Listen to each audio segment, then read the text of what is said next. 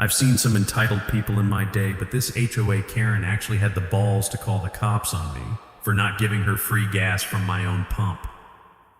Picture this level of insanity. I'm minding my own business, filling up my truck when Brenda Ashworth, think every nightmare neighbor rolled into one person, comes marching across my driveway like she's conducting a military inspection. This woman looks me straight in the eye and says, "Fill up my Range Rover, Marcus. As HOA president, I shouldn't have to pay for gas when residents have fuel available." When I said absolutely not, she whips out her phone and calls 911 like I just committed murder. "I need police assistance. This man is being hostile and threatening me." The smell of diesel mixed with pure desperation was thick in the air. Here's what made her 911 call the dumbest mistake of her entire life. She had absolutely no idea who she was really talking to. Where are you watching from? You're gonna love this. Let me introduce myself properly. The name's Marcus Kellerman, and I'm what you might call a guy who's seen some things. 52 years old, been through more career changes than most people have had jobs.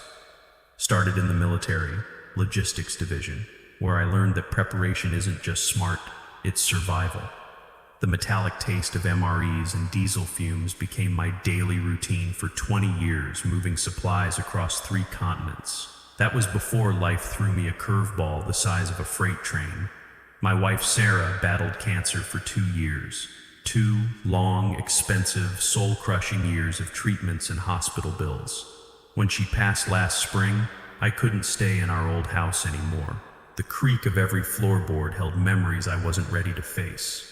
So I packed up, sold everything, and moved to Willowbrook Estates, a nice little subdivision where property was cheap and neighbors supposedly minded their own business.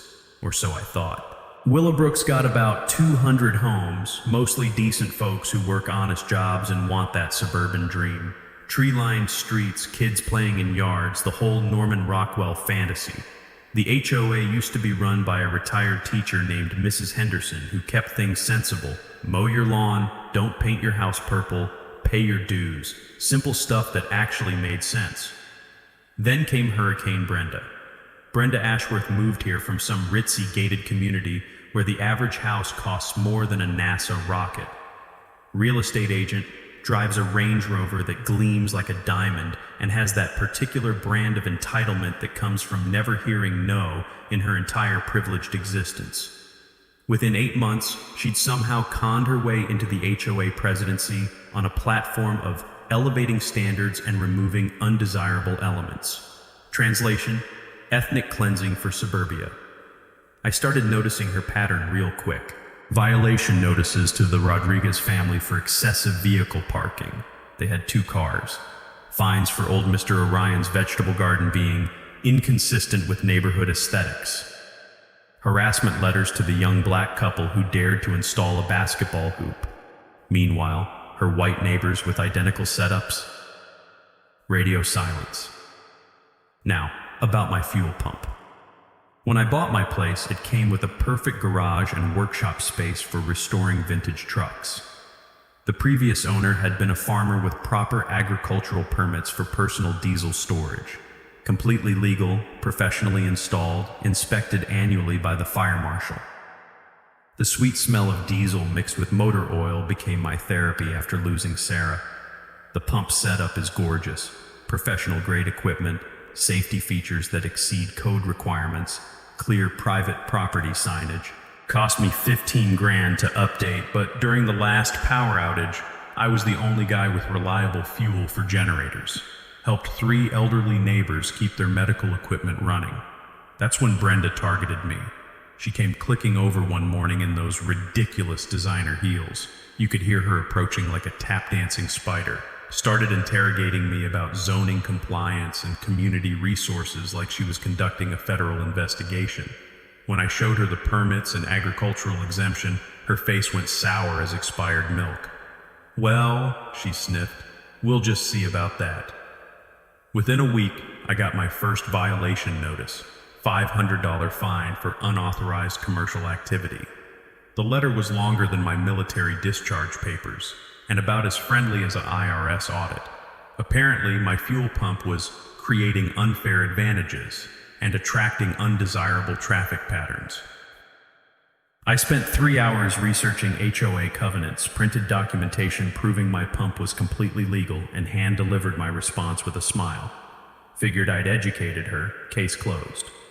That's when I learned something important about entitled people. They don't want to be right, they want to win.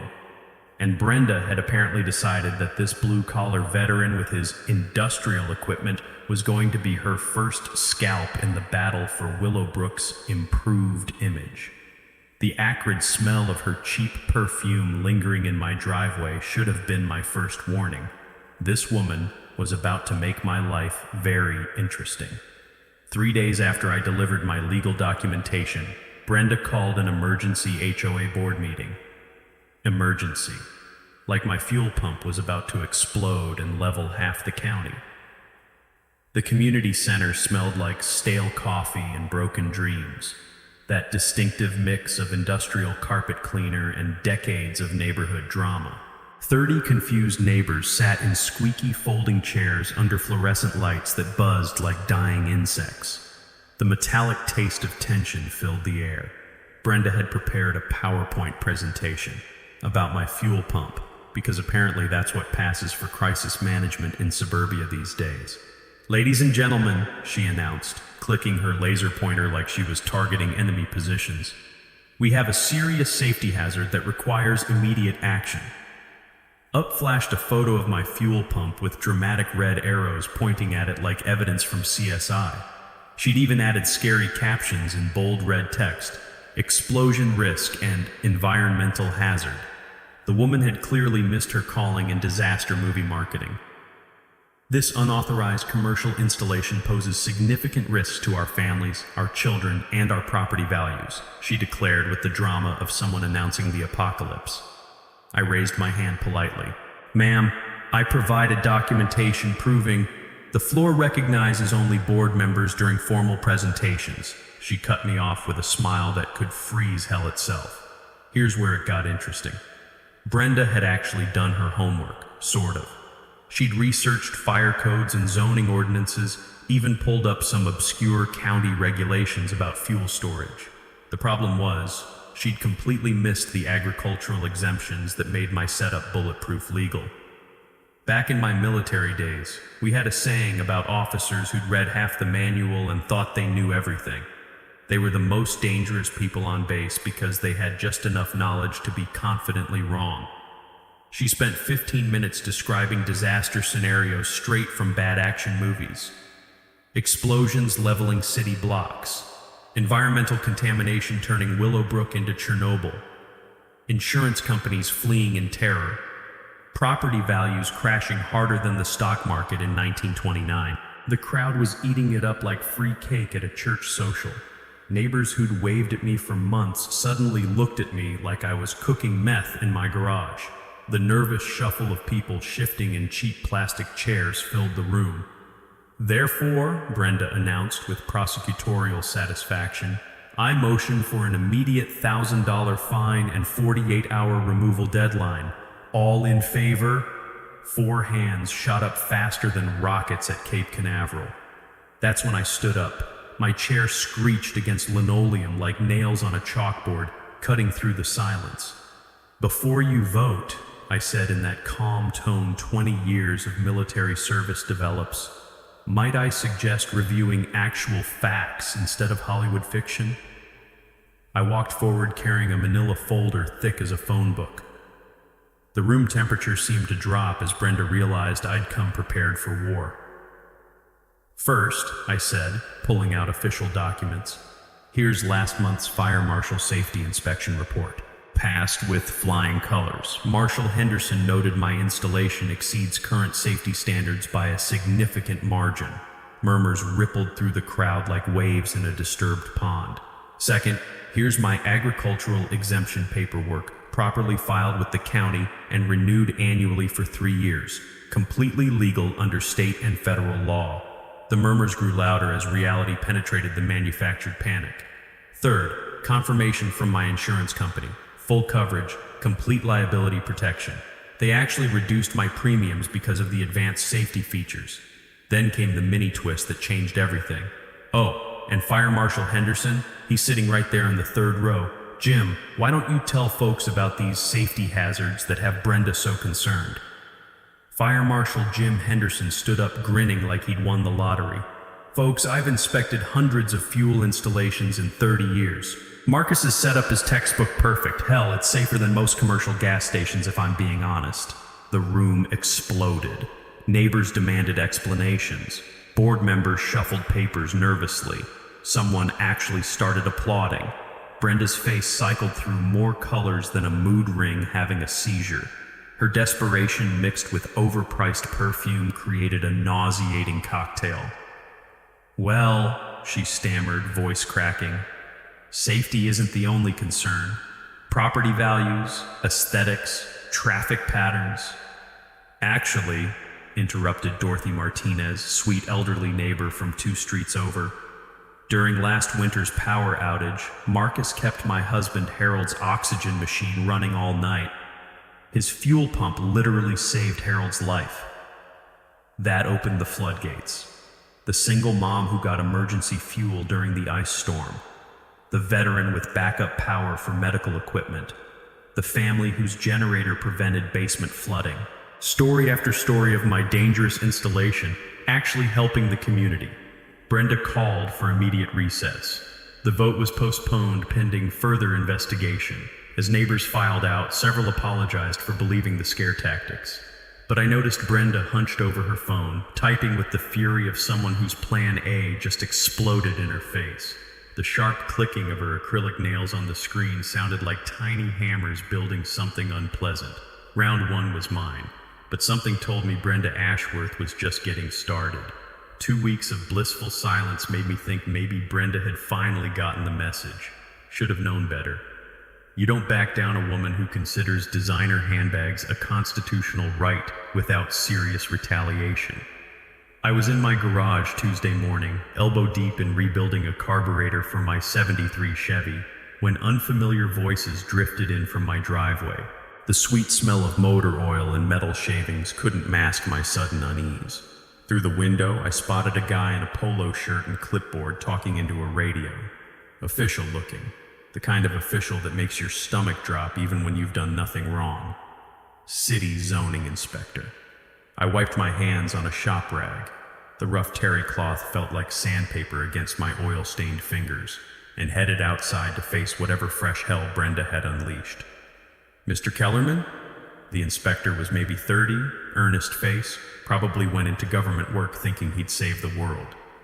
I'm Dave Morrison from City Planning.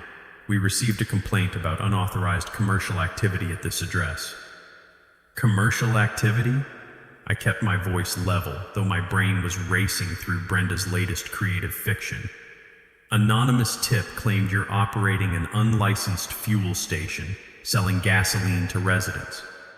He glanced at his notes with the weariness of someone who'd investigated too many neighbor disputes. Complaint alleges multiple vehicles at all hours, environmental violations, possible tax evasion. The accusation was so ridiculous I almost laughed.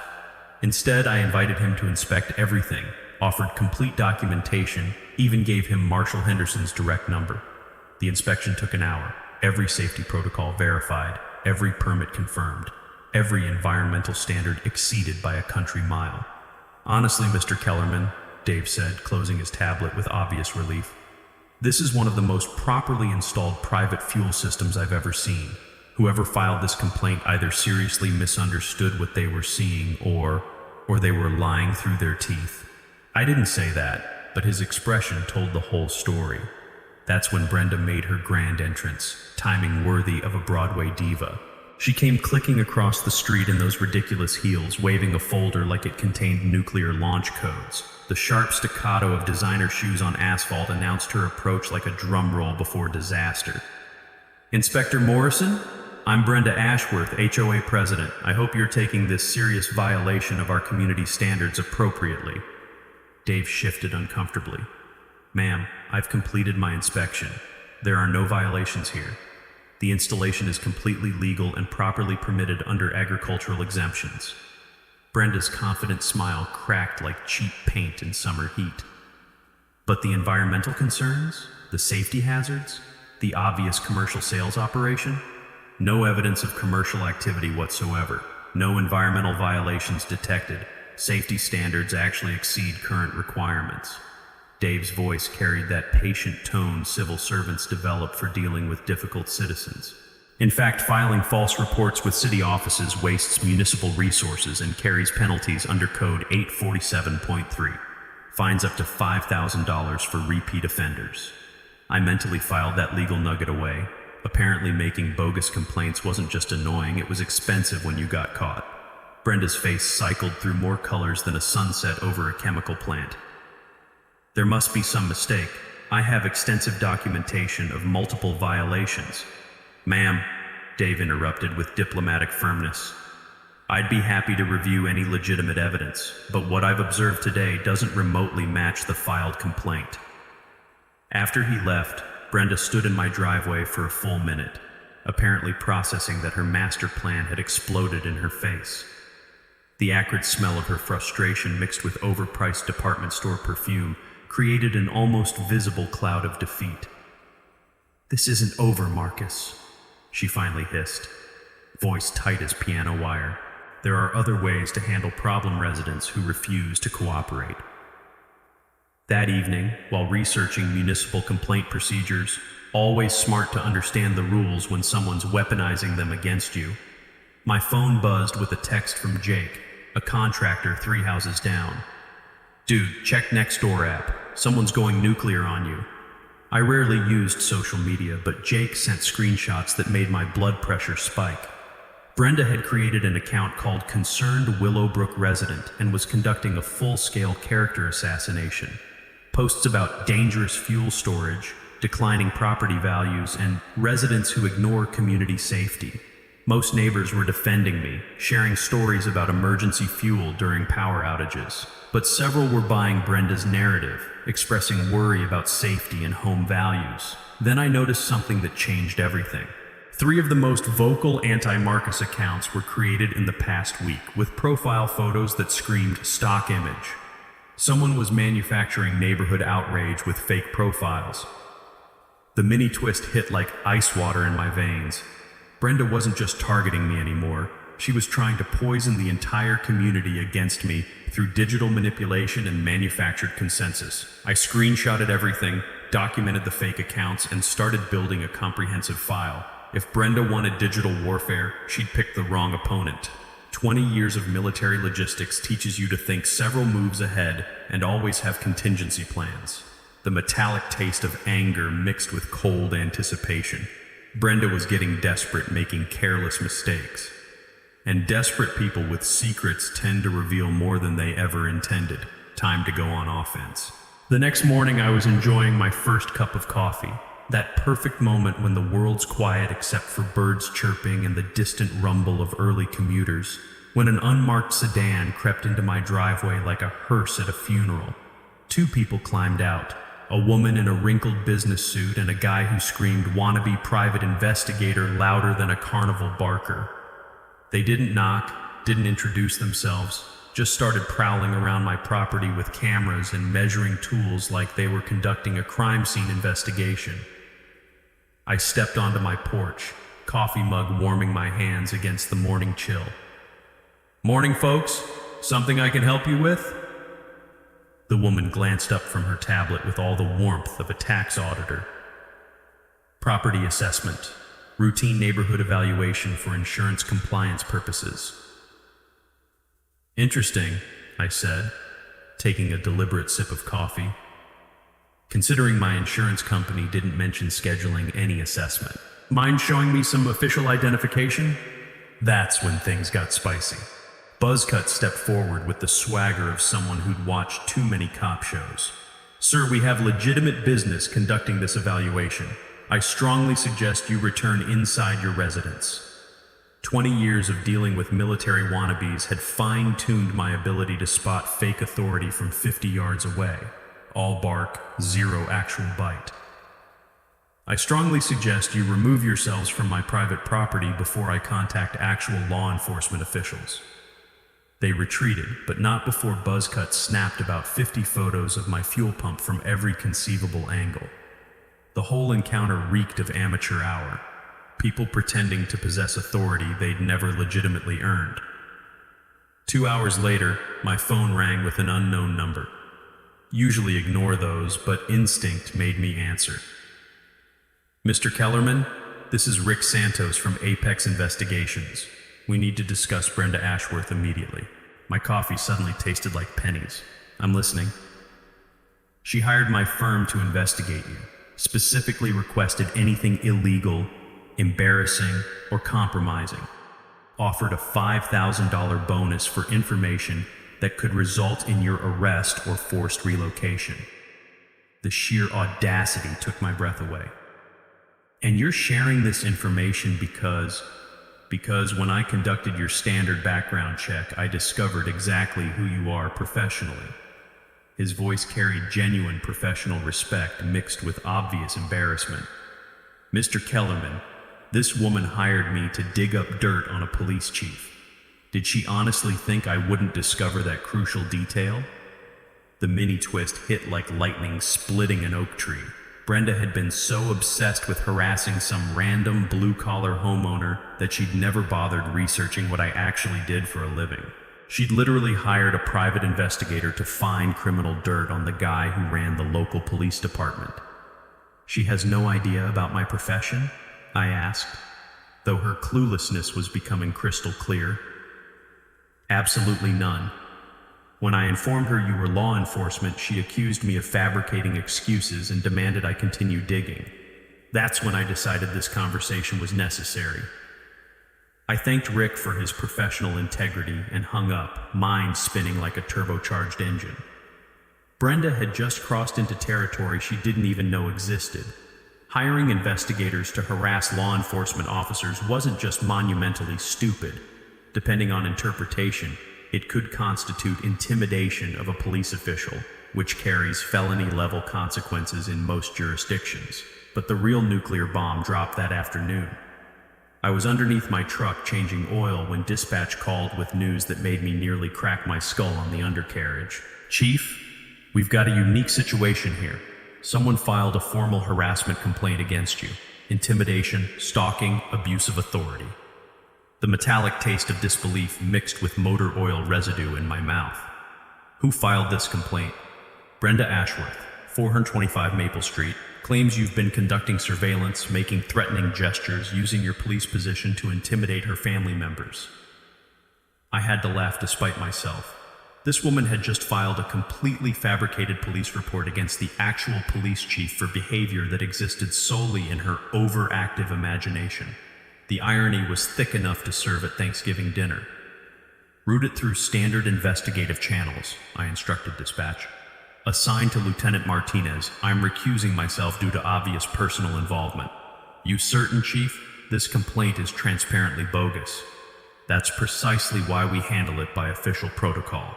Let proper investigation demonstrate it's bogus.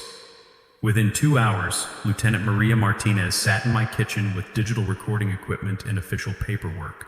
Sharp, thorough, absolutely no-nonsense officer who'd earned her rank through excellent police work rather than political connections. This is awkward as hell, Chief, she admitted, the rich aroma of fresh coffee mixing with lingering motor oil scents from my work clothes. But I'm required to ask any validity to these stalking or intimidation allegations. Maria, I've spoken directly to this woman exactly twice in the past month. Both occasions in public settings, both times with witnesses present, both conversations initiated by her. Security footage available? Every angle documented. Motion sensors, timestamps, complete coverage. I showed her the relevant clips on my phone. Ironically, she's trespassed on my property more frequently than I've appeared on public streets near her residence. And Maria reviewed the evidence, shaking her head with professional disgust. Chief, I've investigated some spectacularly stupid false complaints, but filing fabricated charges against your own police chief, that requires Olympic-level stupidity. After Maria completed her investigation and left with a recommendation of unfounded complaint with evidence of harassment pattern, I sat on my porch with a cold beer, watching sunset paint Willowbrook's manicured lawns in golden light. Brenda had just committed the greatest strategic blunder of her entitled life. Time to stop playing defense. That weekend, I did what any reasonable person would do when dealing with escalating HOA harassment. I dove into public records. Call it professional curiosity, call it due diligence. When someone's targeting you this aggressively, you need to understand what you're really dealing with. Willowbrook's HOA financial records are public information, available online for any homeowner who bothers to look. Most people don't. Big mistake. I pulled up the last 8 months of expenses since Brenda took over, and what I found made my coffee taste like battery acid. The glow of my laptop screen felt harsh against my eyes as the numbers painted a picture uglier than I'd imagined. Legal consultation fees, $15,000 paid to Ashworth and Associates Legal Services. Ashworth, as in Brenda's maiden name, as in her brother-in-law's law firm that handles her personal real estate litigation. Landscaping contract, $8,200 to Premier Grounds Management, owned by Brenda's nephew Derek, a 22-year-old kid whose previous experience was mowing his mom's lawn twice a summer. Security consultation, $6,500 to Residential Safety Solutions, run by Brenda's cousin Mike, whose most recent job was hawking cell phone cases at the mall. Emergency roof repairs, $12,400 to Quality Construction Solutions, Brenda's other brother-in-law's outfit, despite the community center roof being installed just 3 years ago. The pattern was crystal clear, and it made my stomach turn. Every major HOA contract approved since Brenda's election had gone to her relatives, with prices inflated like balloons at a kid's birthday party. Total estimated theft, $47,000 in 8 months of systematic family enrichment. But here's what transformed this from sleazy to criminal. None of these family connections were disclosed to the board. Every vote was presented as competitive bidding with qualified contractors. Every approval came with Brenda's passionate speeches about fiscal responsibility and protecting homeowner investments. The bitter taste of anger filled my mouth as I realized what this really meant. During my military career, I'd seen this exact scam in government procurement. Officials steering contracts to family while hiding relationships. It earned people federal prison sentences under laws designed to protect public money. In civilian life, it's called conflict of interest concealment. And when you're handling other people's money in a fiduciary capacity, it becomes felony embezzlement. My hands trembled as I printed the evidence, thinking about who was really getting robbed here. Elderly Mrs. Orion, living on Social Security, dutifully paying HOA fees while Brenda's family got rich. Young military families stretching budgets to afford Willowbrook, unknowingly funding criminal conspiracy. Single mothers working 2 jobs, trusting their HOA president to spend their money responsibly. This wasn't about my fuel pump anymore. Brenda had been systematically stealing from the most vulnerable people in our community while harassing anyone who might threaten her operation. The legal framework was bulletproof. HOA board members have fiduciary duty identical to corporate executives managing shareholder money. Concealing conflicts while approving inflated family contracts constitutes embezzlement, fraud, and breach of fiduciary duty. In our state, that's a Class C felony, with potential federal wire fraud charges if payments crossed state lines electronically. I couldn't investigate this myself due to personal involvement, but I could damn sure deliver it to people who could. The district attorney's office runs a white-collar crime unit that eats this kind of systematic fraud for breakfast. The beautiful irony was almost overwhelming. While Brenda had been filing false police reports and hiring investigators to harass me, I'd discovered she was running a family embezzlement scheme that could land her in federal prison for up to 20 years. Every threatening letter, every bogus violation, every attempt to force me out suddenly made perfect sense. Brenda wasn't just power hungry, she was protecting a criminal enterprise. My fuel pump had never been the real issue. I was just the inconvenient neighbor who might look too closely at where the money was going. The sweet scent of justice filled my nostrils as I organized evidence into a prosecutable case file. Tomorrow morning, I'd be making a very educational phone call to the DA's office. Brenda Ashworth was about to learn what happens when you pick fights with people who understand white-collar crime investigations. Monday morning, I called District Attorney Sarah Orion's office, not as Police Chief Kellerman, as Marcus Kellerman, concerned citizen reporting potential financial crimes. The beauty of the American justice system is that evidence speaks louder than titles.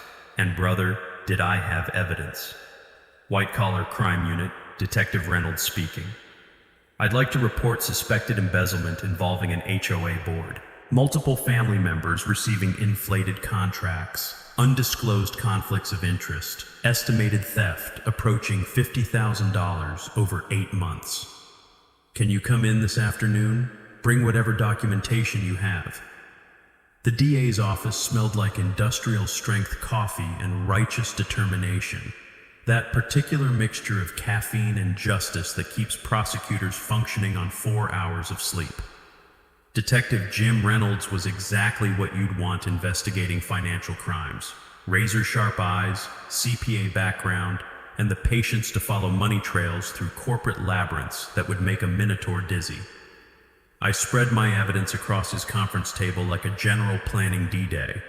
Bank records, contract approvals, family business registrations, board meeting minutes where Brenda had cheerfully voted on her own relatives' proposals without mentioning tiny details like blood relationships.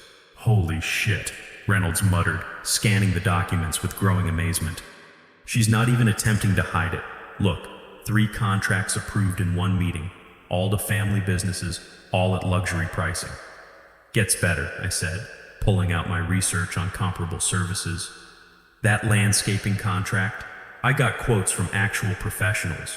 Should have cost $4,000 maximum. Her nephew charged $8 and delivered work that looks like he used a weed whacker blindfolded. Reynolds leaned back, his leather chair creaking like an old ship. Mr. Kellerman, this is textbook embezzlement, fiduciary duty violations, conspiracy, potential federal wire fraud charges if electronic transfers crossed state lines. Here's something I'd learned during 20 years of military logistics. Complex operations succeed through methodical coordination and strategic patience. Reynolds explained the prosecution timeline: forensic accounting reviews, witness interviews, coordination with state HOA oversight boards. The key insight that every homeowner should understand: rushing financial crime cases gives defense attorneys procedural holes to exploit, but building them systematically creates convictions that stick permanently. Timeline for solid charges? I asked. 6 to 8 weeks minimum. We need cooperation from affected homeowners, documented proof that family relationships weren't disclosed, clear evidence of intent to defraud. He studied my background information carefully. You're not involved in HOA leadership yourself? I grinned. Just a homeowner with a fuel pump that apparently threatens Western civilization. Perfect. Clean witness, no conflicts of interest. You'd testify? Absolutely. But building a criminal case was only half the strategy. That evening, I convened a war council at Mel's Diner, neutral territory where even Brenda's surveillance network couldn't reach.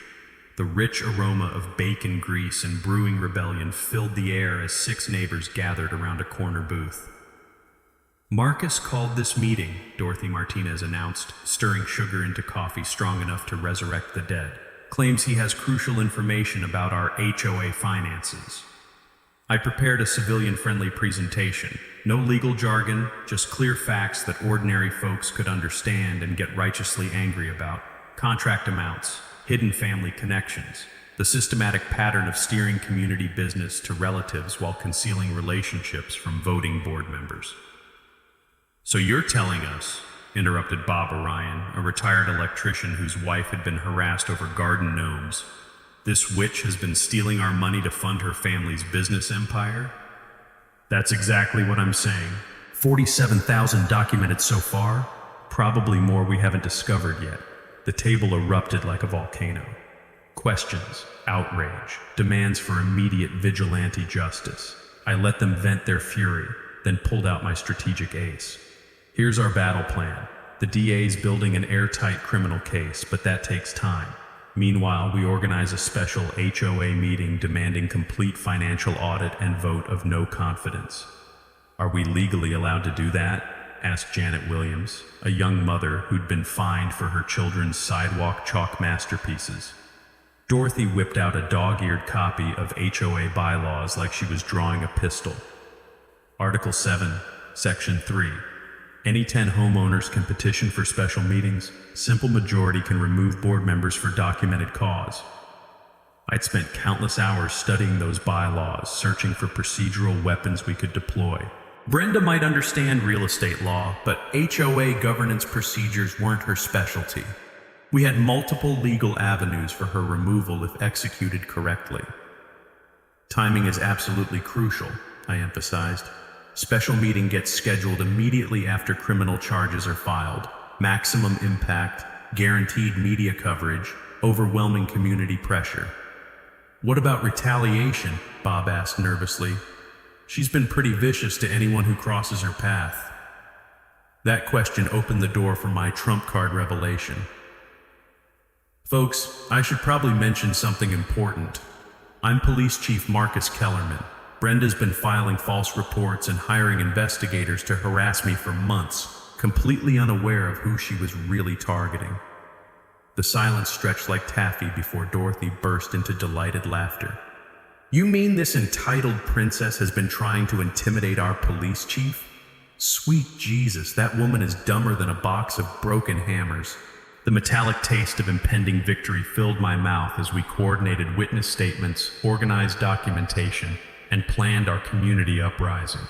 Each neighbor contributed stories of Brenda's harassment, evidence of discriminatory enforcement, proof that her community improvement crusade was really elaborate cover for systematic financial crimes. By closing time at Mel's Diner, we had assembled enough ammunition to end Brenda's criminal empire permanently. While we were building our case, Brenda was apparently building her own version of Armageddon. Wednesday morning brought her most desperate gambit yet. An emergency HOA board meeting with exactly 24 hours notice, designed to ram through her final solution before anyone could organize opposition. The agenda was a masterpiece of bureaucratic terrorism. Emergency safety resolution, immediate removal of hazardous fuel storage, and imposition of community safety deposit. Translation: pay us $10,000 or we'll have your fuel pump destroyed by force. I arrived at the community center to find chaos. Brenda had stacked the deck with every ally, favor seeker, and scared neighbor she could intimidate into attendance. The smell of fear and cheap perfume hung in the air like fog over a swamp. Ladies and gentlemen, Brenda announced with the authority of someone who'd clearly lost her mind, we're facing an imminent safety crisis that requires immediate action. She'd brought props this time, a briefcase full of what she claimed were federal safety reports, proving my fuel pump violated 17 different regulations. Expert testimony from her brother-in-law's environmental consultant. Even a PowerPoint presentation with dramatic photos of industrial accidents that had nothing to do with properly installed residential fuel storage. According to these federal findings, she declared, waving around documents that looked official enough to fool people who'd never seen actual federal paperwork, Mr. Kellerman's installation poses immediate risk of explosion, environmental contamination, and potential terrorism concerns. Terrorism concerns. The woman had actually played the terrorism card over a legal fuel pump in suburban Ohio. The audacity was breathtaking even by Brenda's standards.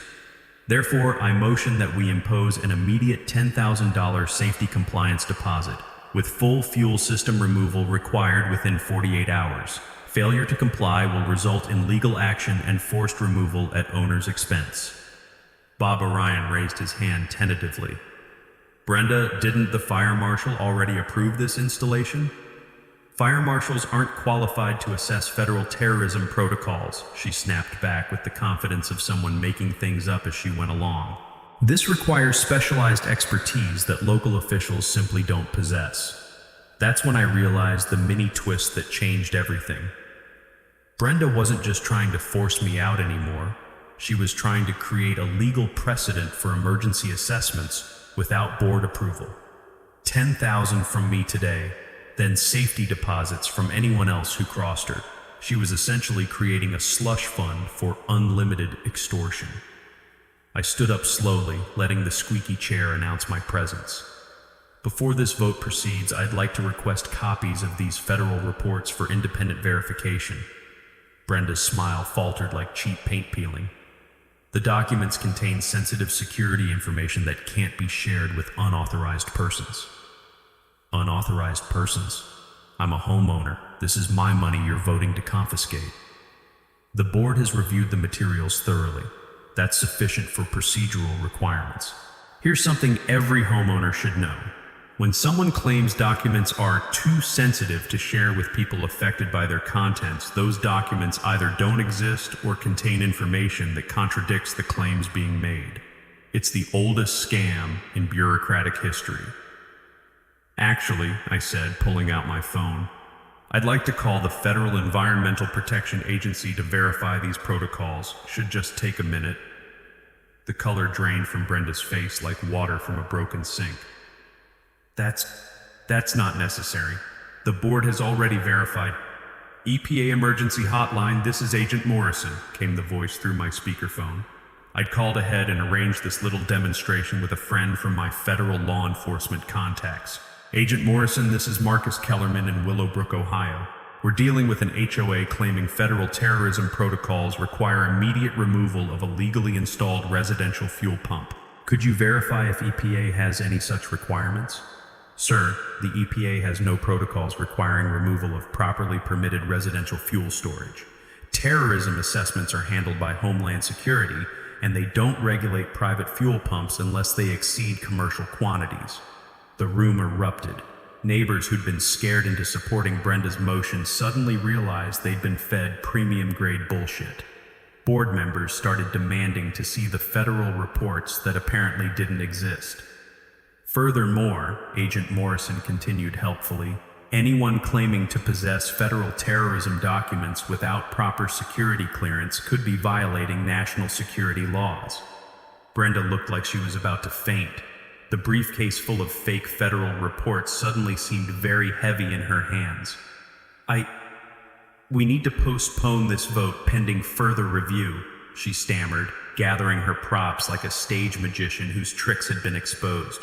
Actually, called out Dorothy Martinez from the back, I motion that we postpone all votes pending a complete financial audit of HOA expenditures, specifically the landscaping contracts, legal fees, and consulting payments approved since January. The motion carried unanimously. Even Brenda's allies weren't stupid enough to oppose financial transparency when the alternative was being associated with fake federal documents. As the meeting dissolved into chaos, I noticed Brenda huddled with her phone again, typing frantically. The metallic clicking of her nails sounded like a telegraph operator sending desperate messages to the Titanic. She'd just committed her biggest mistake yet, attempting to defraud the entire HOA using fabricated federal documents. That wasn't just embezzlement anymore. It was mail fraud, wire fraud, and potentially federal terrorism statute violations. The taste of complete victory was getting stronger by the hour. Thursday morning brought the sweet smell of desperation wafting across the street. I was enjoying coffee on my porch when I noticed unusual activity at Brenda's house. Boxes being loaded into her Range Rover, important-looking papers being shredded in industrial quantities, and what appeared to be a family meeting that looked more like a crisis intervention. My phone buzzed with a text from Detective Reynolds. Charges filing Monday. Keep your head down until then. Fat chance. Brenda wasn't going quietly into that good night. By noon, she'd launched her nuclear option, a full-scale character assassination campaign that would have impressed Joseph Stalin.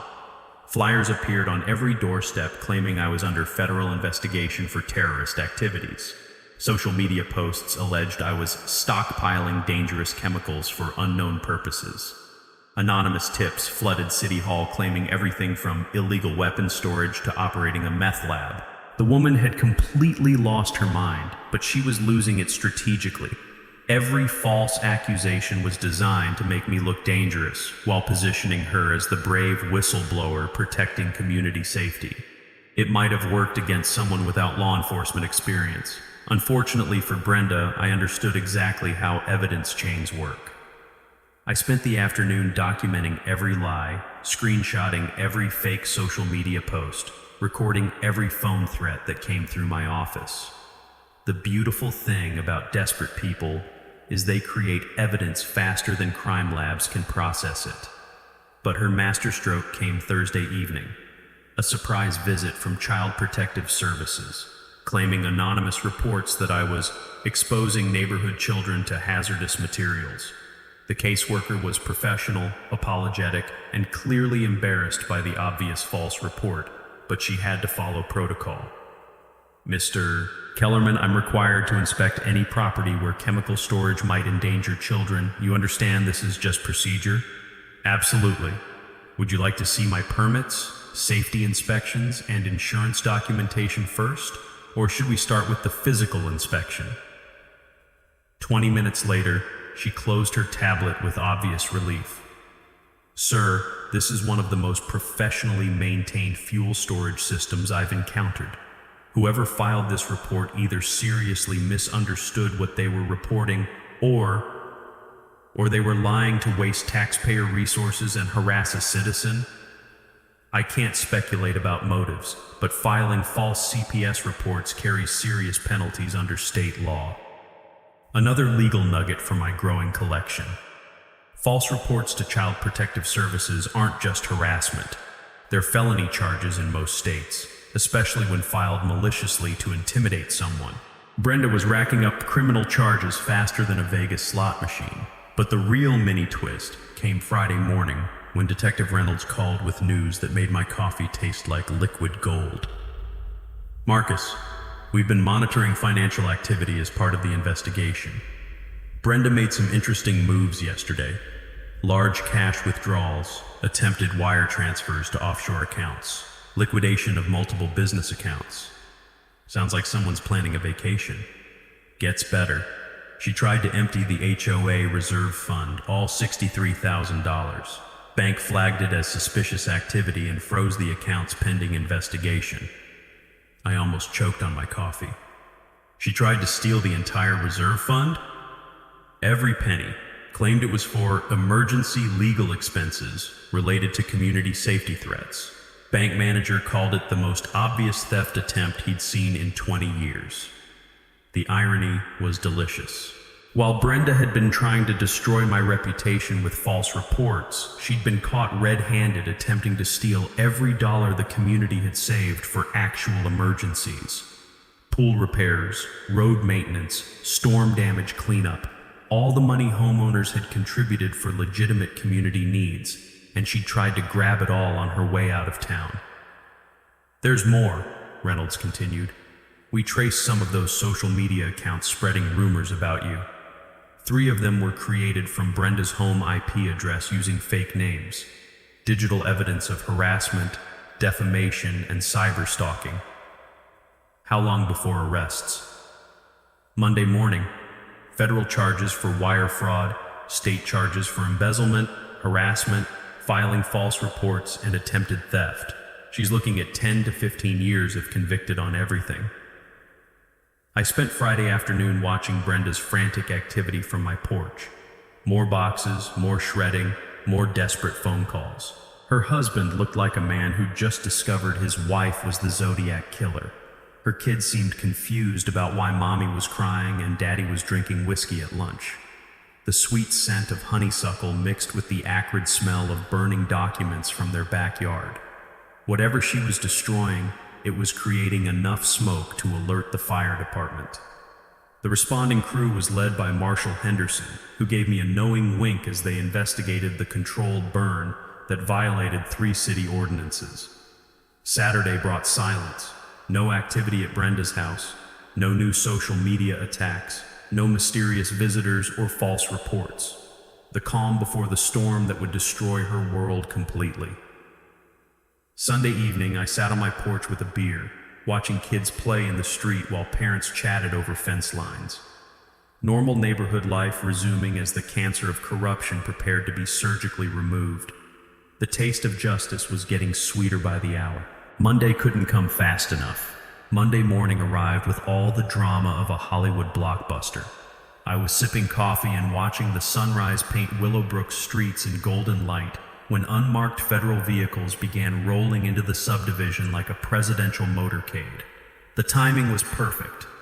Brenda had called another emergency board meeting for 9 a.m., planning to ram through a final vote expelling me from the HOA entirely. What she didn't know was that Detective Reynolds had coordinated the arrests to happen during the meeting, ensuring maximum witnesses and media coverage. I walked into the community center at 8:45 to find absolute chaos. Brenda had packed the room with every supporter she could muster, plus a few faces I didn't recognize. Probably more fake social media accounts turned into flesh and blood props. The air was thick with tension and Brenda's desperation perfume. "Ladies and gentlemen," she announced with the manic energy of someone who knew the walls were closing in, "today we finally resolved the safety crisis that's been threatening our community for months." She'd prepared her most elaborate presentation yet. Photos of my fuel pump with dramatic red circles and arrows. Fake testimonials from concerned parents about children developing mysterious illnesses. Even a petition demanding my immediate removal that looked suspiciously padded with signatures from people who didn't live in Willowbrook.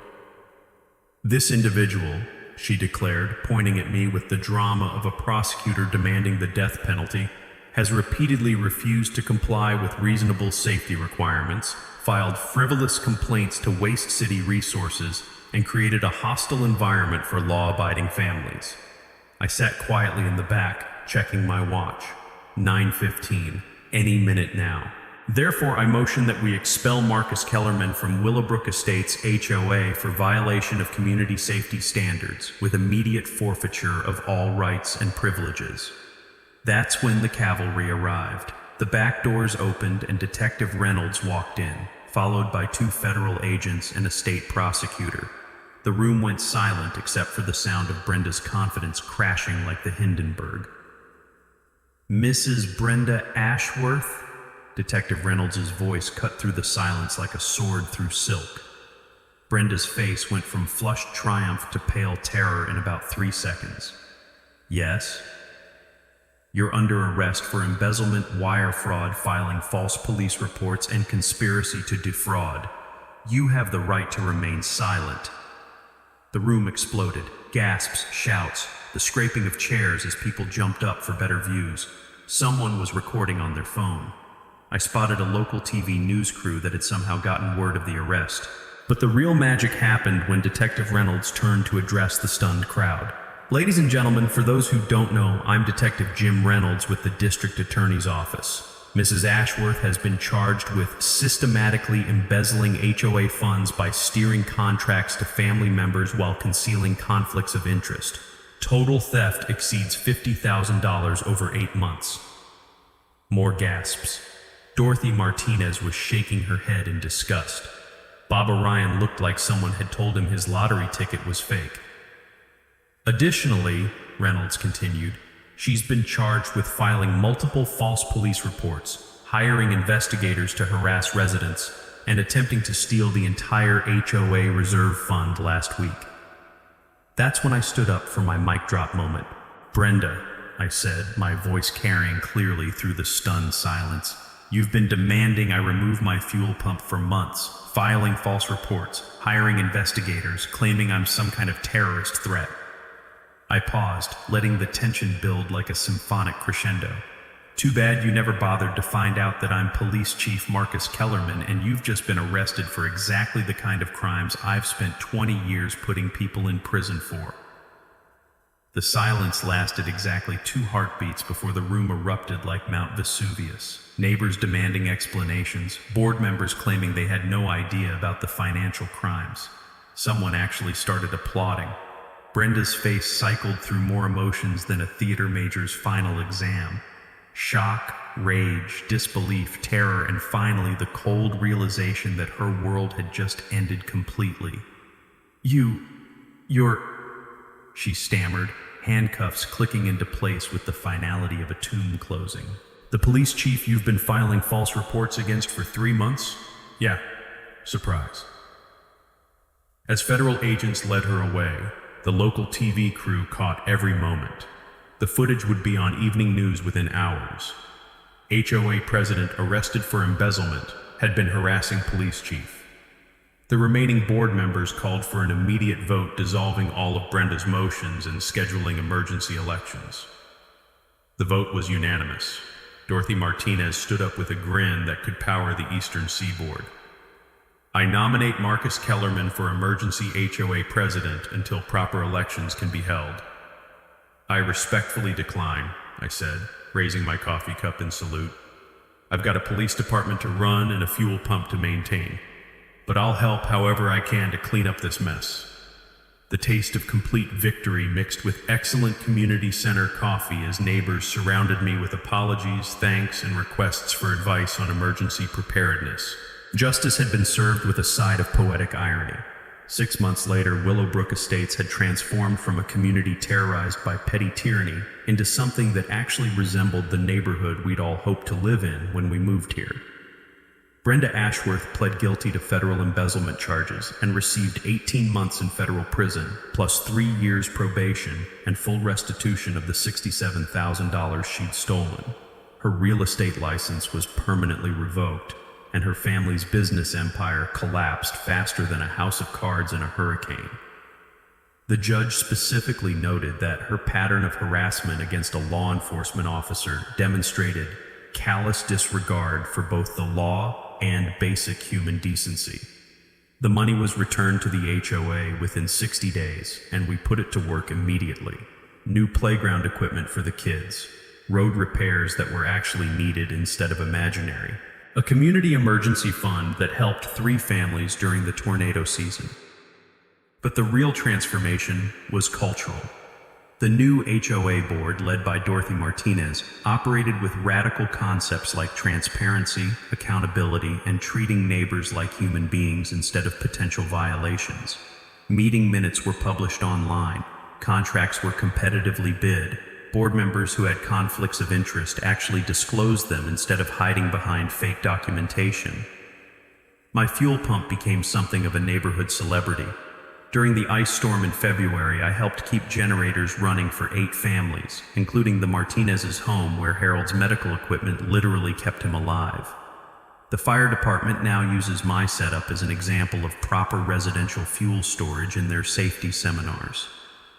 I established the Neighbors Helping Neighbors emergency preparedness program using a portion of the recovered funds. Free workshops on home security, emergency planning, and yes, legal fuel storage for anyone interested. We've helped 12 families install their own backup systems, all properly permitted and up to code. The program expanded beyond emergency prep, financial literacy classes for young families, HOA rights education for first-time homeowners, legal clinics where people learn about their actual rights instead of accepting whatever authority figures tell them. Knowledge, it turns out, is the best defense against corruption. I even started a scholarship fund for children of veterans and elderly residents, the people Brenda had targeted most viciously. Last month, we sent Jake Martinez to community college to study automotive technology. Kid's got natural talent and deserves a shot at building something better than his family could afford before. The story gained national attention after the arrest footage went viral. HOA Karen picks wrong neighbor, he's the police chief, became an internet sensation with over 2 million views. I've received interview requests from news outlets, podcasts, even a true crime documentary series. Most I declined, but I did a few community policing seminars sharing the lessons learned. The broader impact has been significant. State legislation now requires HOA board members to undergo basic training on fiduciary duty and conflict of interest disclosure. The Willowbrook provisions mandate independent auditing for HOAs managing over $50,000 annually. 3 other states have passed similar reforms. Federal task forces are investigating HOA corruption nationwide, using our case as a template for identifying the warning signs. Turns out Brenda wasn't unique, just uniquely stupid about who she chose to target. Personally, this whole experience taught me something about community policing that 20 years of badge work hadn't. Sometimes the most important law enforcement happens when you're not wearing a uniform, just standing up for what's right as a citizen and neighbor. I remarried last spring. Dorothy's granddaughter Sarah moved back to town after her divorce, and we discovered that fighting corruption together creates bonds stronger than traditional dating ever could. She's a paralegal who helps run our legal clinics and keeps me honest about proper procedural protocols. The kids love my workshop, and I'm teaching them emergency preparedness skills their urban father never knew existed. We're planning to expand the house, including a larger emergency preparedness center that can serve as a community resource during disasters. Properly permitted, of course, with full disclosure to all relevant authorities. Life in Willowbrook has become what suburban communities should be.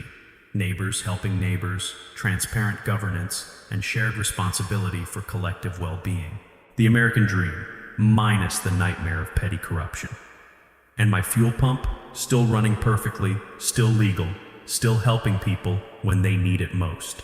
If you've got HOA horror stories, drop them in the comments below. I want to hear how communities are fighting back against corruption and abuse.